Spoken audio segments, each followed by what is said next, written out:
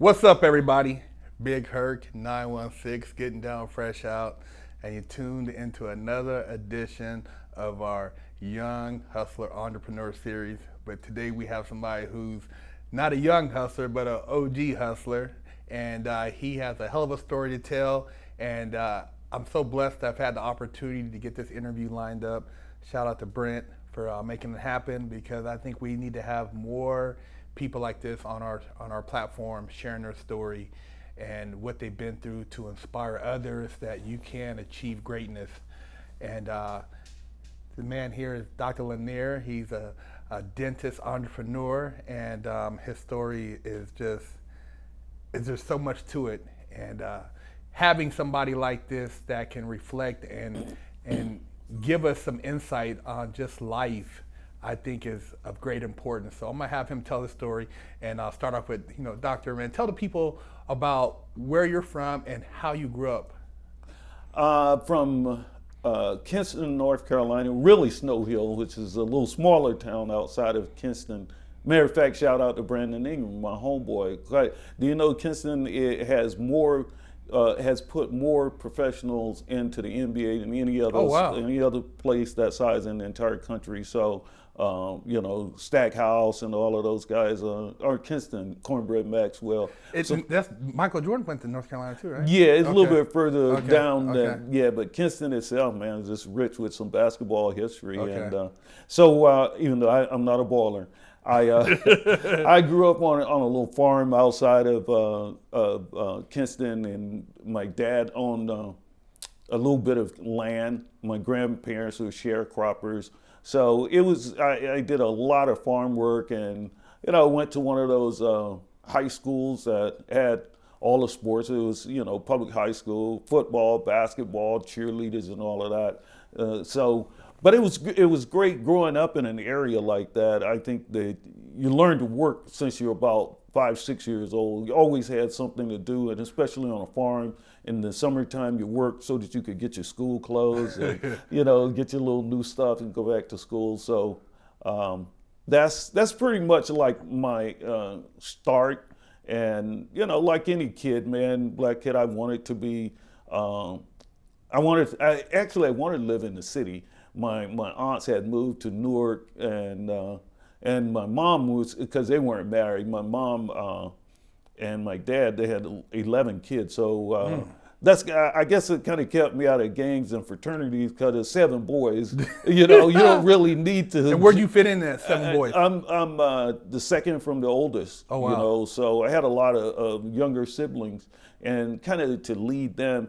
I had one sister that's older than me. So, and she was the one that went off to college. I had no intention of ever going to college. It was just like, It was, so all through high school, man, I think I probably took my books home like 5-6 times. It was, I just managed to just get through, and Now, was your school integrated, or was it separate back then? I mean, how was the community? I was segregated until 9th grade. Oh, wow. And it took me a little bit to get used, to a different culture.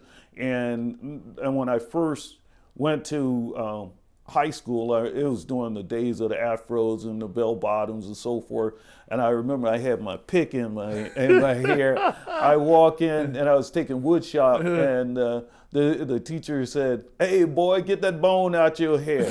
Oh, wow. Like, damn, this is where I land. It was a little different. So, you learn right then that you're gonna have to deal with something, and but overall it was nice, and I had white friends when I was there, but it was different, learning the culture and just dealing differently. So and the guys though I wanted to hang out with, some were because I didn't play sports, wasn't academic, wasn't wasn't a ladies' man, so I wound up trying to smoke some weed and hang out with the guys that drink, and they were cool, but no intention of ever going to school. So I graduated and got a job at DuPont for a couple of years, And am I talking too much or No. Okay. I love it, man. I mean, the more I can hear, the more I can picture you back then with your afro, the Coolie High vibe, everything. Yeah. You know. It was definitely that OG feel, and we back then it was but it was a hell of a lot of fun, during the days of James Brown and Say It Loud and Black and Proud, that was a groove, but when I got out and started working at DuPont, it was just that repetitive thing. I was getting paid good, but I was like, damn, I can't see myself doing this for 20 years because people were like, in a few months I'm retiring, been here 20-some years and get a gold watch. Doing the same thing. I was like, damn, because I was a yarn spinning operator, and sometimes you just see spools of yarn, you're just doing the same thing.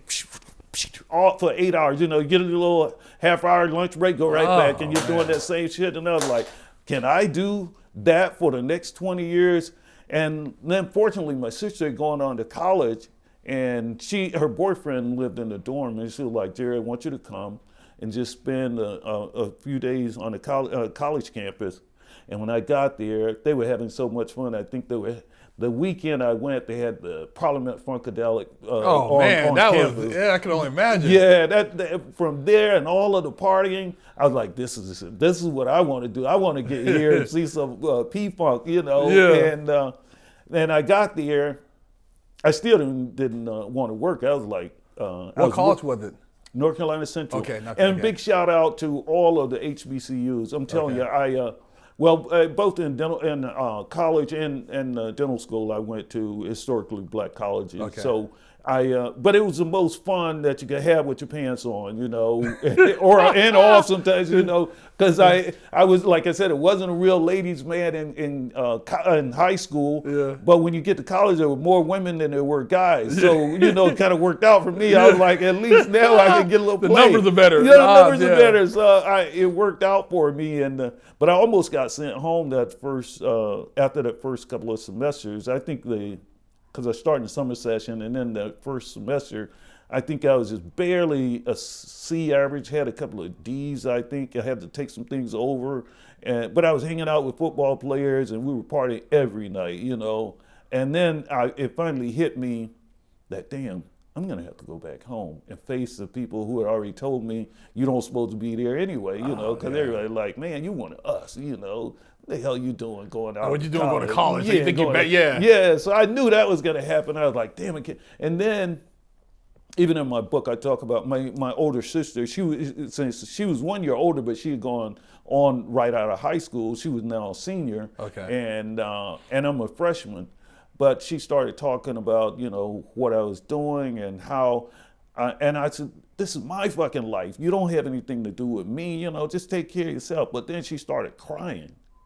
And I couldn't believe it. I was like, damn, she's actually crying. She said, we got all these younger siblings, and look at you. And what kind of example are you setting for the family, And it really hit me. I was like, because I couldn't believe she was crying over my, your life, what you're doing with yourself. Yeah, so I said, damn, it must mean something to her, So that was the first time I actually start to work. And then fortunately, and things kind of happen in life.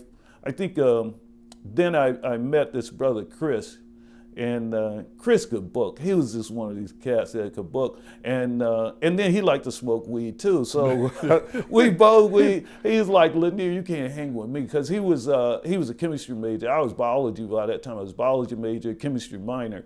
Wasn't that smart, but I couldn't do a lot of things like English and so forth. But science, you kind of find what. Kind of took a liking to. Yeah, kind of take a liking to, and I figured, well, I can handle this stuff, but I couldn't handle some of the other things. But he's like, you can't hang with me, man.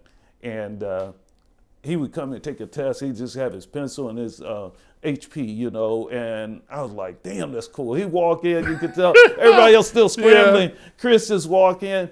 But that sharp, huh? He was sharp. But what happened, I found out in Durham, in North Carolina Central is here, and then Duke University is here. And I live right near Duke. I live closer to Duke than I did to. But Chris had, since the law library was open all night, he would go over there, man, bring his little weed, take a couple of toasts, go in there, and just work problems until 3 or 4 in the morning, man. Wow. It's like one of those guys out of movies. Yeah. But, Goodwill Hunting on the board. Yeah, there you go, that kind of stuff. And he So he allowed me to start hanging out with him, and we would go over, and it kind of changed my whole study habit. I was like, damn, you got to do all of this to get to that point that you're a Chris. It's not like you're just a genius. You actually put in some work, Yeah. you know. And because we would go over to the student union, we probably smoke a little weed, but other cats be over drinking wine. You can't study chemistry on wine. No. You know? You might get to, you know, you could take a toke off so we go back in there and actually study, but you know, you can't be drinking no Mad Dog and then do that kind of stuff. So and we disappear at a certain point. We hang out a little bit, and then he's like, I catch you at the parking lot. We can ready to go over, man. We can put in some work. And he got, and that was the first time I actually had experienced academic gratification. You know, because you figure everything else you do, and we had talked about how you want to be like certain other people and kind of fit in. But when you got the academic gratification, you don't really have to fit in. That's the only thing, because you just, when he put that pencil behind his ear, they hand him the test, and he just write that shit, get up, it's done. I was like, damn, Chris just kicked ass. Because I could tell he didn't take a whole bunch of time, just went through it. Like it was nothing. Yeah, nothing, man. But he put in his work, so it kind of taught me you don't just get lucky, or very few people are just born that smart. Most people have certain habits, and the habits of doing things will actually put them at another level. And that's the thing of association. Unless you associate and learn to hang out with some people that are going some places, you know, whatever it is you're doing, you got to find some people that are at that level and they're pushing, and they can kind of help you get there. But I'll tell another quick story, and I know but Ovita McIntosh, I don't know her name now, but she was one of those people I met, I think my sophomore year. And I heard when we were taking a biology or chemistry class together, and everyone said she was a genius. Macintosh computers. I know, yeah, not Macintosh computers, but she wasn't one of this. This was a black girl from Durham. Okay. And, but I said, and I always like to joke around bullshit. I said, I heard you were a genius. And she was a pretty girl. She was like, Jerry, let me tell you, I'm not a genius, but I do have very good study habits. She said, you'll notice I always sit up front. I take copious notes. I write them on regular line paper. I schedule library breaks in between classes. I go to the library, I rewrite all of my notes, keep them fresh in my head. And then she went through a whole thing.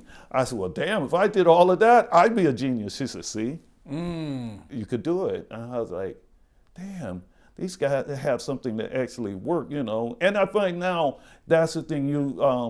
I'm a basketball fan, so I watch. But people like Kobe? Well, Kobe, yeah, because he put in all of that work. What's the guy who left Philadelphia? Jimmy,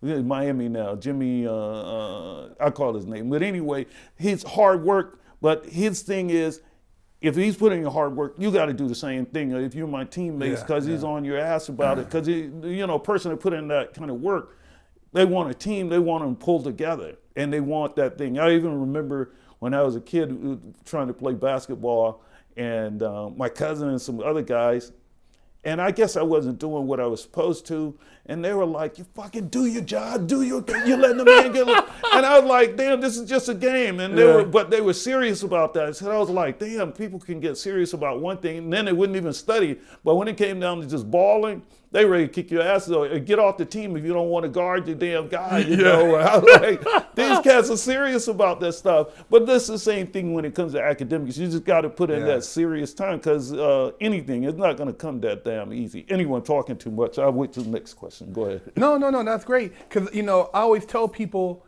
that if you put the same effort into claiming your gang and in being like, dying for your neighborhood or representing the block, if you put that into like academics or studying corporate law or real estate, you'd be a billionaire. Hell yeah. Because you're willing to die for this, which is, at the end of the day, is just a funeral. But if you're willing to live to become successful, you could change the whole dynamic of your family. Yes.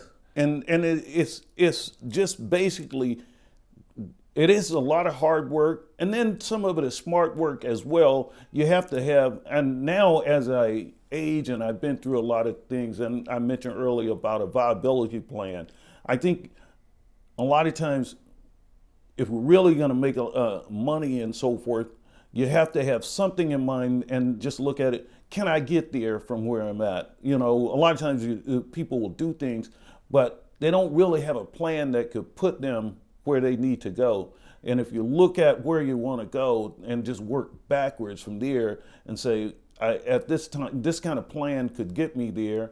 And by this point, I need to be here. By this point, I need to be here to make it, So you kind of chart the whole thing out. I like to call it kind of like now in your car when you have the GPS, you plug it in, the GPS will give you that shortest route, but you got to stay on time and just keep moving. And I find a lot of times, especially education and so forth, people will push a little bit and then they say, well, I'm going to take some time off and I'll come back and finish that. Like that. Don't work, because you get lost then and shit happens. And I'd say really for brothers, I think best thing that could keep a brother out of prison is college. Because on college campuses, there's not a whole bunch of shit that's going to jump off that could, get you in prison, and your focus most of the time, if you're going to get there in 4 years, I remember when I was in undergrad, is 132 hours, and you couldn't take more than 15 your first semester. So that means from there on, you got to stay on a click of about 17 credit hours per semester. And if you're going to graduate in 4 years, you don't have a whole bunch of time for bullshit, And then there, in most colleges, even till today, are still mostly more girls than it is guys. So it's a whole bunch of fun. Exactly. And you don't have to, that helped me so damn much, is to take that 2 years after high school and work. And to really put it in perspective, huh? Yeah, it did. I was like, damn, I don't want to do this shit. This is it's just work for the rest of your life. And I'm looking, that's too much for me. I don't want that. And then if I could just go and the only thing I'm responsible for is study, and I really don't have to do that all day. And, and then I found that really there are some people, and some people it's kind of harder. I remember this girl was in my chemistry class, and when they posted grades, she was crying. And she told the professor, she was right. She said, I did all the labs. I was here all the classes. And he kind of stuttered. He said, but you got them all wrong.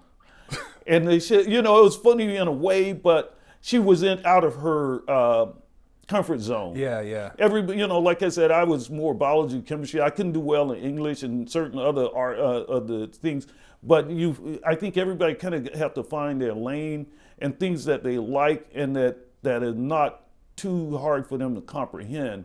And just because you want to do something, it may not be your skill set, but if you search enough, you'll find things that probably come to you easier. And not everybody, I'm trying to say everybody should go that route, but it's a hell of a lot easier than trying to do shit that really, discombobulates you and you can never really get it.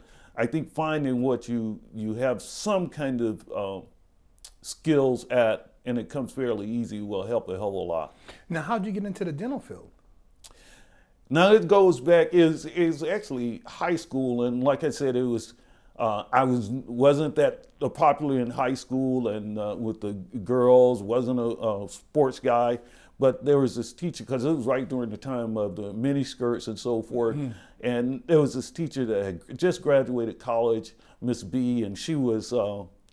And then, wore the little white lab coat, and all the guys wanted to be in her class because she was cute, wearing those pumps, and then the lab coats, because you couldn't tell that the miniskirt was underneath there. And we were like, and fantasizing the whole time. Oh, hell yeah. I'll tell you, that was the first A I ever made in my life. Because she would come over, Jerry did really well. I dissected the hell out of that frog, man. I knew every friggin', it was, and she would come over and pat me on the shoulder and all of that. And I would just, I don't know, I did, that was the only time I take my books home is for Miss Bath's class. Back to the women. Yeah, it was women, so that was my motivation. And then when I got in college, I tried to, at first I didn't know what I wanted to do, so I was majoring in philosophy. Then I realized I don't even know what the hell you could do with the philosophy. Most, I guess people kind of converted logic and then law school and so forth, but that wasn't what and then when I was struggling, I took a biology class, and I guess based on what I had done already, my confidence was up and I did really well in biology. So I kind of started in that biology and chemistry. And then I saw this one of my sister's friend worked for a dentist in Durham, and he had this Jaguar, this long ass Jaguar, lived in a house on the hill. I was like, that's what I want to do. Because the other thing was, I wanted to be in business for myself. I did not want a job again. I didn't want to work for anybody else, you know. So, and then, you know, most dentists at that time actually owned their own office, so you were independent. And that was kind of the thing I looked at. Rather than becoming a physician and so forth, dentists were more independent. So, yeah, that kind of pulled me in that direction. It wasn't anything that, hadn't even really been to the dentist that much until that time. It was all, then it was just more about money and independence, more money and independence, yeah. So, you know, having got into that field and built up your business, man, I mean, what kind of advice could you give somebody as far as now seeing where you've been and then now being, you know, semi-retired? I mean, what would you share with somebody trying to, you know, start their own business and create their own platform? Yeah. Most dentists now graduate and they go to work for a big firm because there's a lot of consolidation going on in dentistry now. But if you want to be an entrepreneur, you really have to identify yourself as a business person. A lot of people really don't. They want to get half-assed in the water, but they don't want to go all in. Yeah. And it's like, you know, if you're going to be a business person, and I even went to UCLA, I did a executive MBA class, but I learned more from sales, marketing, and then I have a giant library at home. You know, you got to study every damn thing you can out there and learn from people who've been successful at what you're trying to do. So I've pursued it. I think a lot of times people they say, well, I'm a dentist or whatever, and then they start the business, but they never learn business. It's just a clinical thing, or even like, you know, what's his name? Michael Gerber was saying, just because you're a great cook don't mean you should own a restaurant. You know, because that's not what you know. And I think a lot of people are comfortable going to Vegas and gambling for a lot of money and losing, and every now and then they win, but they don't really want to tell you about the times they lost. But rather than spending the time to learn how to do something so a lot of times they think I'm gambling, but I'm not. Because most of the stuff that I know, it's right in my lane. It's calculated. I've looked at all of it. I know how much I can make, and I stay in my lane. I made a mistake of trying other things, and it didn't really work out. So I know where my lane is, and when I start talking, even though sometimes my wife questions, that's her job. It's supposed to, you know. Yeah, wives do that. That's it. That job. Yeah. So I don't get too upset. She's questioning for good. But I keep telling her, I know what the hell I'm doing. It's not like this is something outside of what. You pulled out the win. Yeah. I've been doing this so long, and I've stuck with the same kind of thing, and I just, every year I increase my knowledge, and because I will keep going. And the other thing is my confidence, I think, in that he's gotten me this far, my heavenly creator. And even though I make some mistakes, I can write it off as a cost of an education. And now I'm at the point whereas, even though I don't want to, and I keep this mindset, because sometimes my wife will, you remember when so-and-so had, and you lost? I was like, that was just expensive education. It cost me that, but I learned from that. You know, I've had $150,000 or even more mistakes that I made, just write off, made some serious mistakes. But I think as an entrepreneur, you already baked that in the cake, you know, because shit is going to happen.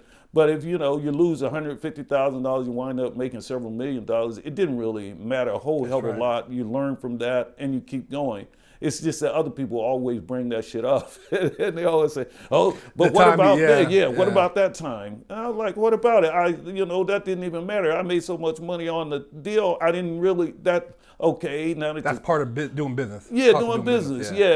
But the people who cannot take the risk or feel as though they can't handle that kind of thing of ever losing. And that was another thing in the Gerber book that he talked about, is how we're taught that if you make a mistake, how you're just such a big loser or whatever.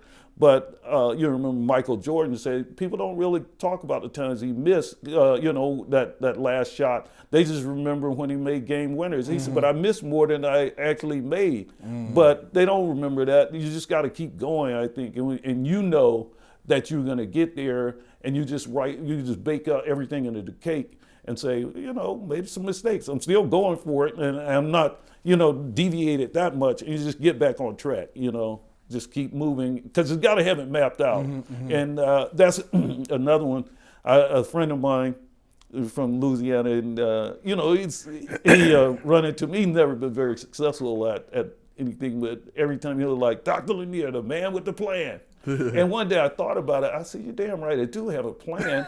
And that probably distinguishes me from most people, because a lot of people just get up, go through their day, don't really have a plan. Going through life, don't really have a plan. But I've always said, I know what I want to be in 1 year, 2 years, 5 years down the road, know exactly where I want to be. And if I deviate a little bit and get off, at the truck stop and get in a fight with Bubba, that might prevent me from getting back, on track. So as long as you know where you're going, you know when you want to get there, now you can say everything else that's a distraction that's pulling you away, let me get back to what I'm doing, and just keep moving. Yeah, I always tell people, it's like, imagine driving across the country and you had no Waze or no roadmap. I mean, how you gonna know where to get gas at, where to eat, where to stay at when you're traveling? I mean, so if you're doing life like that, you're never gonna get to where your end destination is. Yeah, you gotta have that destination, and you gotta have some kind of navigation, some kind of map in your mind where you're gonna be at a certain time along the way. So some kind of identify, well, at this time, you're driving from California to North Carolina, you got to know, and if it's 2 days, you pull off in Houston, you stay too damn long, you're going to get in 3 days. Exactly. And, so it's just a thing of calculating and just staying in your lane, keep going. And you made a big point about association, and I know we talked about like how you can deviate and different people can pull you in different directions, and having friends in different circles. And one of the things I wanted to bring up was, the college admission scandal. It was such a big thing, and people are so amazed. Oh my God, I can't believe people are doing this. And I just saw this morning where the guy, he got 9 months, but he had actually paid $850,000 for 4 of his kids to go to USC. Now, most people are thinking, well, okay, well, it didn't sink in, but just think about that when you say somebody, and that's not including tuition for every year for the kid. That's just to get them in there to say they going to USC under a fake soccer scholarship or whatever the case may be. How big is that really when you put it into perspective? Because, you went to college, but why would somebody pay $850,000 for their kids to go to USC and they still have to go and go through the classes every year?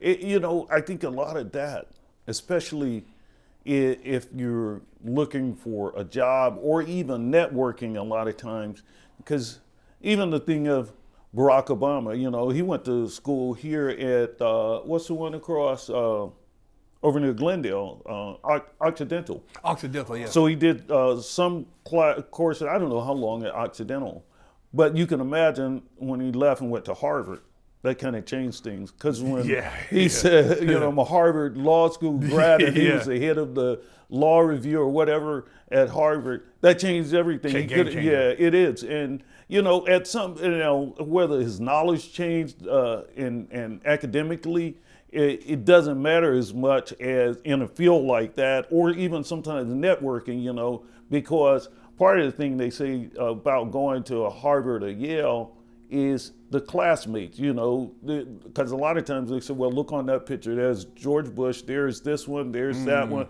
because they're all kind of... All the Yale members. Yeah, the Yale members, and they get, because now you're inducted to a small group, and they network and they work for each other. So it's a big thing. If now when it comes to actually doing something like as a dentist, if you have skills, it doesn't matter if you went to Meharry, you went to USC or UCLA. If you're out there on your own, and most people aren't going to ask, well, where you graduate school at.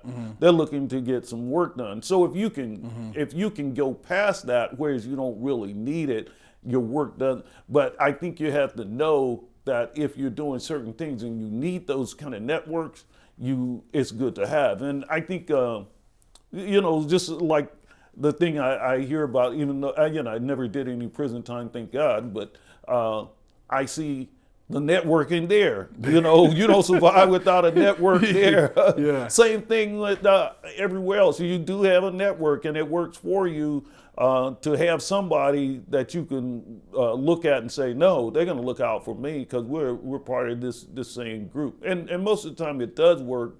And sometimes I remember, this is a little bit off the subject, but when I was in grade school, this big family, I was getting a beat down. I was getting my ass kicked. And then one of the guys, Skeet, who rode on the same bus with me, he came along with his knife and pulled it out. Get off him. He rode the same bus as I did. I was like, damn, he saved me just because I rode the same bus as him.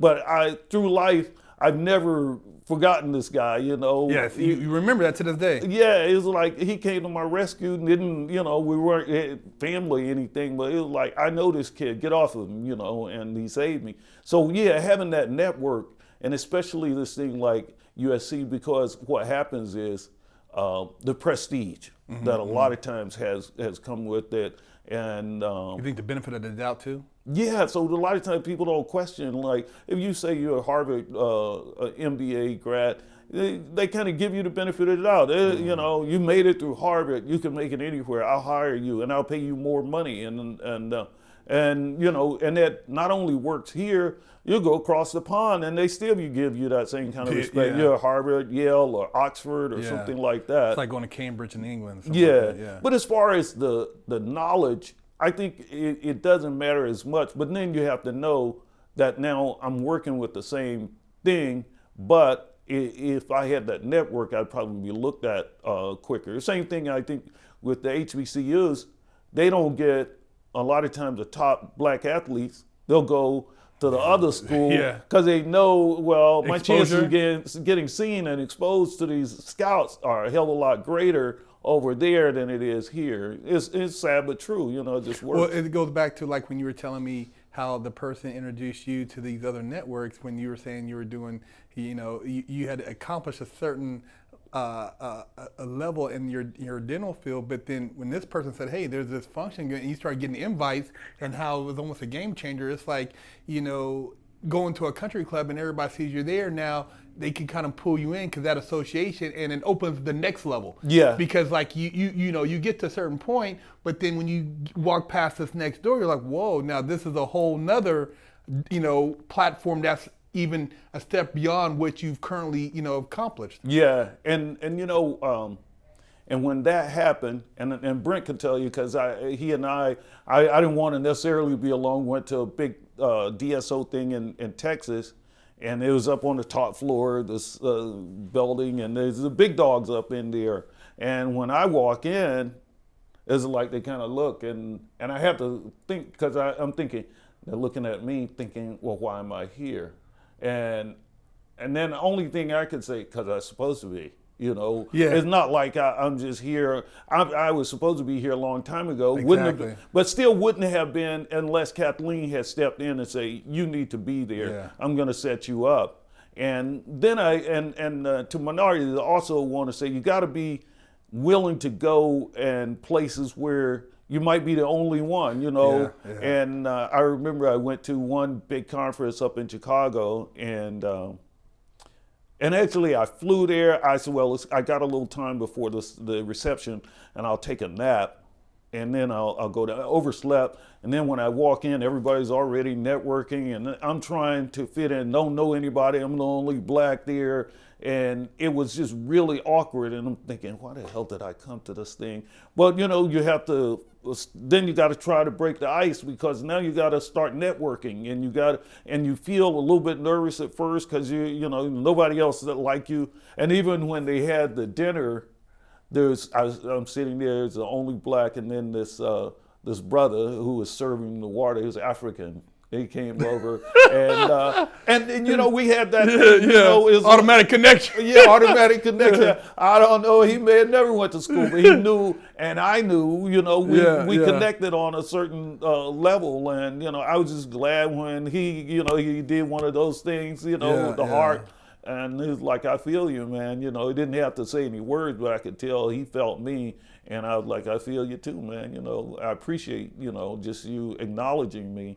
But yeah, sometimes, and then there are some people, the big, the weird thing is the big dogs don't mind talking to you. It's the ones who want to be. That's a little bit maybe in your same level, or maybe a little bit more, but now they're looking on you with resentment. But the guys who own like 600, 800 offices, they're like glad. Anything you ask, let me talk to you. I can help you, Jerry, just, and they would go on. And but when you got some that like, why are you here? You could tell they haven't reached that level yet, because there's a lot of envy and jealousy at that level, and they think that I'm competing with them, when really I'm not. I'm just there to do and get what I supposed to be getting and move on. And the other guy, he's already made it so far. He's like, he's not competing with me. Yeah, I'm not even worried about that. 10 of those, Yeah, let me help you. I've been so far past that, and I see you, young at that time, but you're a black man struggling to get here. I don't see you guys here. Let me see if I can help you a little bit. So it's been different stuff along the way. I forgot the question. Now I'm just yakking. No. I was talking about the whole association thing, because like my next question was going to be like, how do you feel like young black men could, further each other and supporting each other as far as to get to that next level? Because I know, like we talked about off camera, is like a lot of times you go places and another black guy see you and he's like, oh, there's 2 of us. Damn. You know what I mean? Like, dude, there could be 100 of us here. It doesn't mean that we're in competition with each other.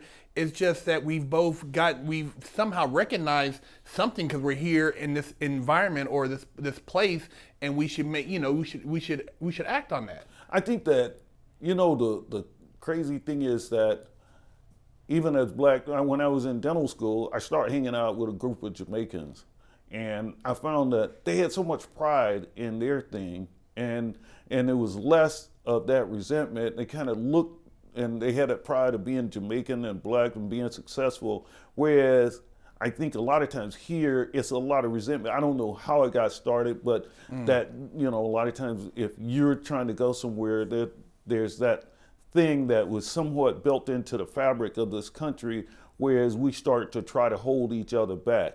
And then you got to kind of wonder if, and even, I had an incident, one of my best friends that, I think it kind of affected him. I was going forward, and he saw that, and then he got really resentful and did some things that really hurt. But I think that you have to have in your head, you're still going to keep going, and you're going to learn. And the people who say, man, I died for your friggin' ass, a lot of times they say that, and maybe at the time they did, but then when you really find out they're trying to backstab you and cut you at the same time, there's some learning experiences. And I see why my father didn't have a whole bunch of friends, because he probably saw a lot of it. I think that a part of it is the journey is to learn, appreciate the people that are around you, and especially running in the same direction. And a lot of times it may come to a point where it's not necessarily somebody black, it could be somebody of different color. But as long as you're going in that same direction and there's no resentment, and they're pushing and they want to see you succeed, then you can run with that. But and I'm a big advocate for black rights and different things. But I know people in general, though, have that thing where jealousy and envy can come in, and you just got to be able to keep moving. You got to be able to keep moving regardless. Yeah, because in the light of even today with, rest in peace, Kobe Bryant, you seen Gayle King make her comments, and now everybody's on her. And then right before that, you had Oprah getting on Russell Simmons, and then getting on Michael. Like, why would they do that, knowing already, what culturally, black men go through, and in spite of what the incident is, but why would you be the one to put that on the forefront like that? Yeah, and because whether it's black, white, or whatever, I think boys go through boys things, and people are going to make mistakes. And nobody, even though some people have kept their things way undercover, out of the light, well, everybody's made some kind of mistake. And when I hear about people criticizing Kobe, I was like, but damn, everybody can make those kinds of mistakes. I made mistakes, and that could have cost me dearly. And, just by the grace of God, it didn't. But, and the next person, just because they didn't do that, they're throwing that at him. But I think a lot of it does have to do with the man being so successful. And then they're trying to compare themselves. They say, well, he may have done this, but look at that. You know, so it's actually a distraction from the accomplishments that the man made. And I think when we think of somebody like Kobe, I ordered the book. I can't even get the book. I ordered the waiting list is just to get one of the books. But I wanted my son to read the thing about the Mamba mentality, because that is so important, is that you have a mentality of winning and putting in your time. Jimmy Butler, the guy I was trying to think about. Cat that they say hit the gym at 3 o'clock in the morning, you know, and puts in his time, and he wants to win. And I think he's drawn a lot of other people to that team, because they're like, if this man works so hard, I want to be around him because he can drive me. Well, like on the Mamba mentality thing too, I watched an interview of Kobe, and he was saying, you know, coming from Philly, his uncle played basketball, his dad, they were very both talented, and he said he remembered when he was kind of growing and he had, you know, his first summer league, and he was 10 years old and he was tall, but he was kind of gangly. He had little knee pads on, and he said he played the whole summer league and he didn't score not 1 point, not even a free throw. And he said, you know, looking back, and his dad said, you know what, I still love you though. You know, you didn't score a point. And he said that made him work hard. But he's like, man, and the guy said, you didn't even score a free throw? He said, man, I didn't score nothing, you know, the whole season.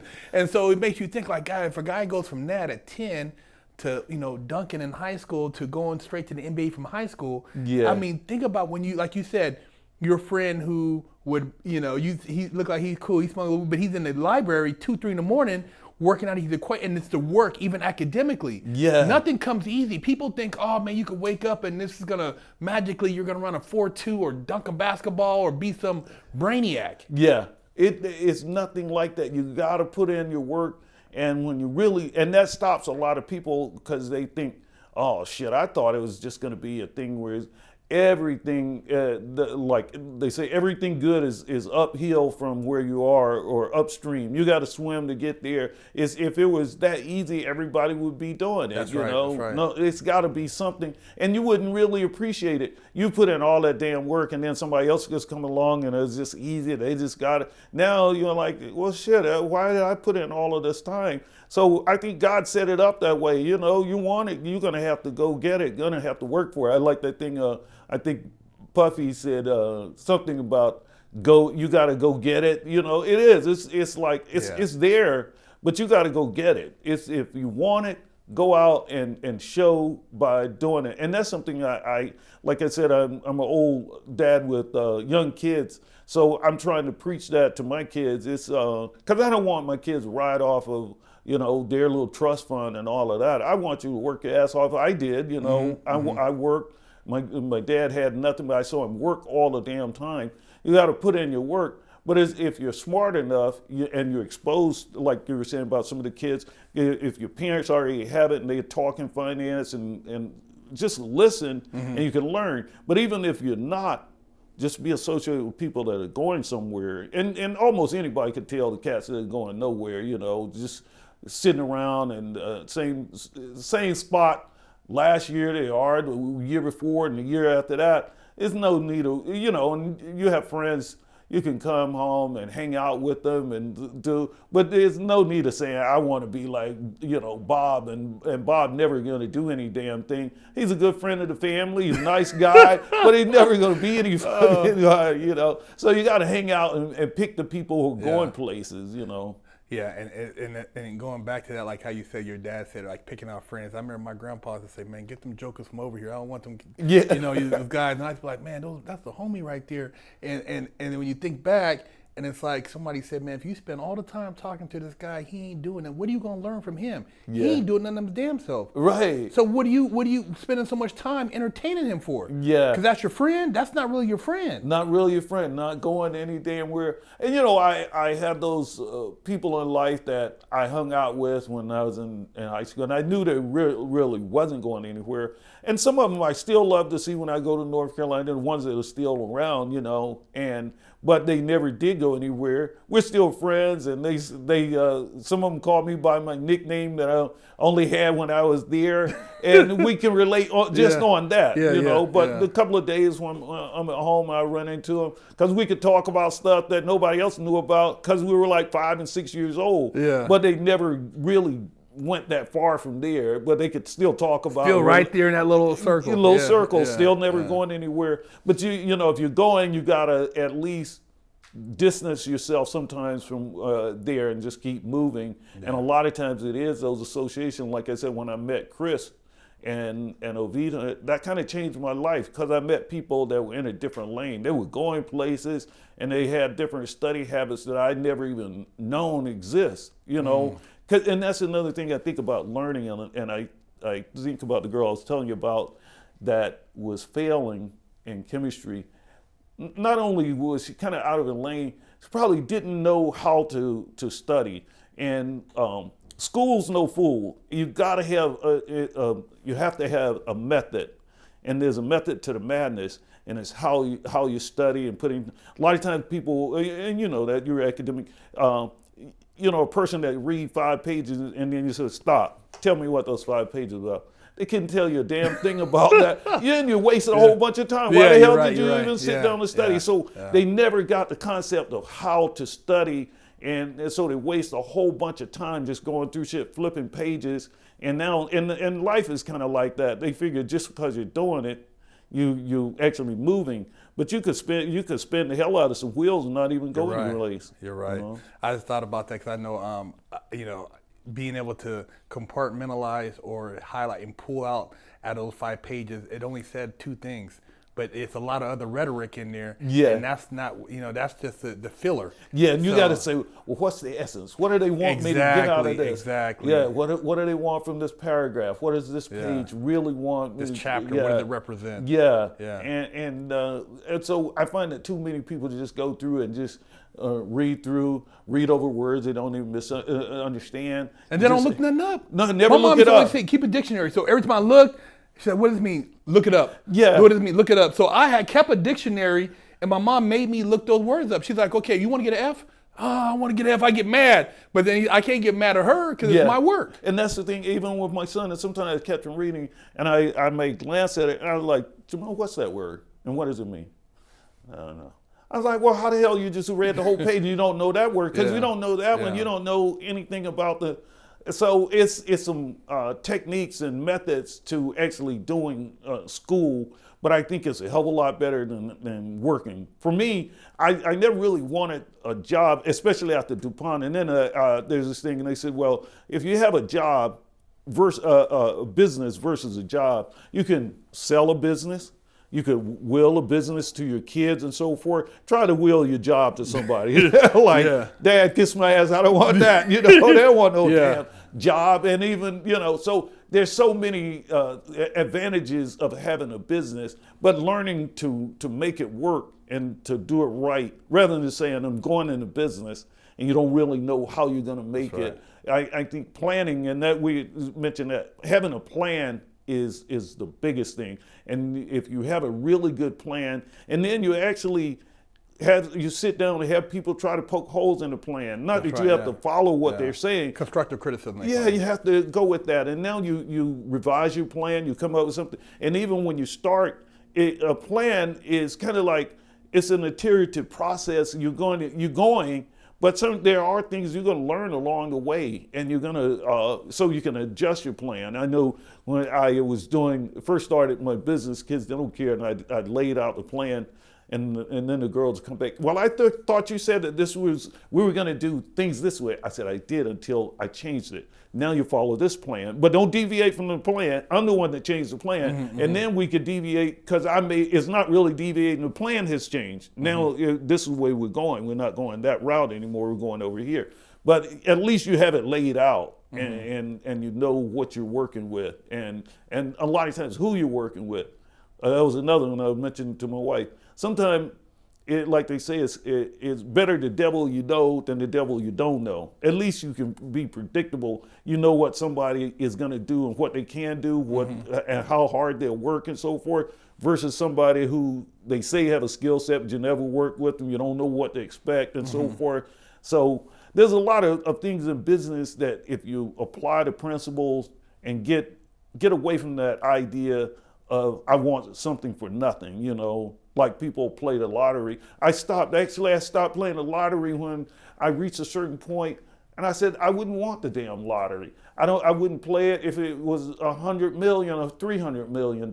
I wouldn't play it because I'm in that lane. I'm willing to work for what I get. That's right, yeah. And come up with a Different plan. mindset. Yeah, and then I found out later that people who won the lottery, they wind up losing it any damn way. It's because a fool and his money are soon parted. And as soon as you get money, unless you have some knowledge of how to handle it, it's like trying to run through the Serengeti with all those lions out there with pork chop drawers on. Or something, your ass get eaten up so damn quick, man. You cannot get away with money and you don't have sense to go with it. Oh, man. You gotta have it, bro. Hey, Dr. Man, I'm so glad we were able to do this interview and for you to share your insight, man, because a lot of young people need to hear it. And hey, his information, the links in the description. Make sure you guys check this guy out. He's doing big things. This is Big Herc getting down fresh out.